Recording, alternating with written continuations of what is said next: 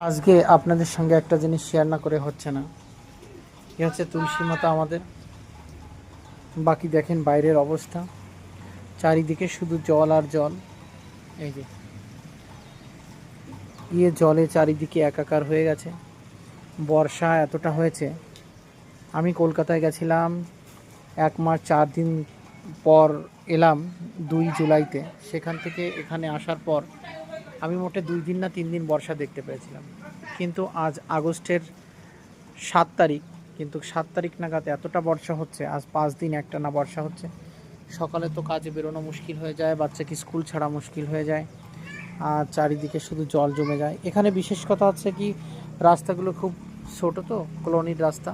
তো এখানে বর্ষা হলে খুব জল জমে যায়। তো এই কারণে জনজীবন থেমে যায়, কর্ম থেমে যায়।